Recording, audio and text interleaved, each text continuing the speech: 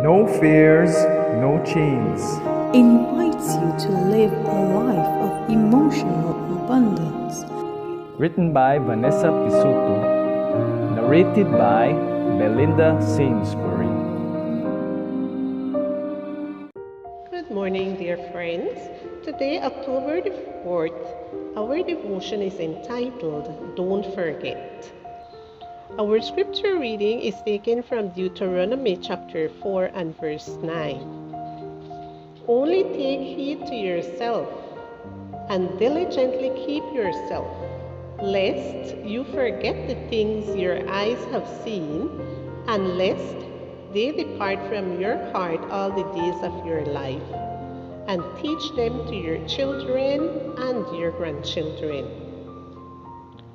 I have a friend who writes reminders on her left hand so she doesn't forget what she has to do. Once, we went together to a gala dinner in London for a charity benefit. She was wearing a splendid red dress, like something out of a James Bond movie. On her left hand, however, was blue ink stain. I remember thinking it was a shame to detract from the glamour of the occasion with an ink stain. However, on second thought, maybe my friend was right and it was worth remembering.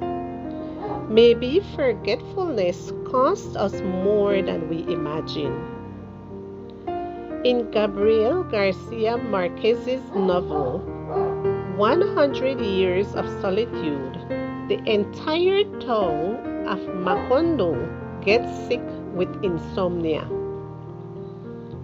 With the long sleepless nights, the villagers begin to lose their memory.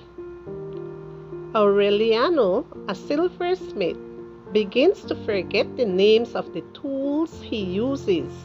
So, he pastes papers on them with their names. His father, Joseph, copies the idea and writes the name of everything in the house: table, chair, clock, door, wall, bed, saucepan. Afterwards, Jose goes to the corral and marks the animals and plants as well: cow, goat, cassava. Soon, Joseph realizes that if the insomnia continues, they will forget what things are used for. Then, he hangs a sign from the cow's neck and says, "This is the cow. It has to be milked every morning to produce milk, and the milk must be boiled to mix with coffee and make lattes." Finally, the people decided to put a sign at the entrance of the town which says, "God exists." What can we do so we don't forget God's presence and power in our lives?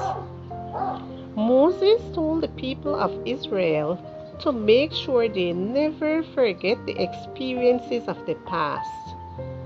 When we let them be erased from our memory, we allow them to lose their spiritual value and their ability to anchor us in the faith. Our prayers take on a new dimension when we remember how God responded in the past.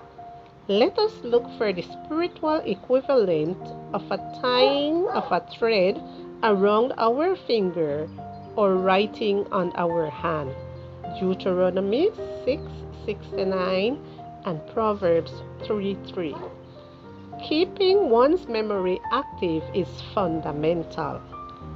Dear Lord, I want to make my prayers come alive today by remembering everything you have done for me. I don't want to forget even the smallest of your blessings. Only take heed to yourself and diligently keep yourself, lest you forget the things your eyes have seen, and lest they depart from your heart all the days of your life, and teach them to your children and your grandchildren. Deuteronomy chapter 4 and verse 9.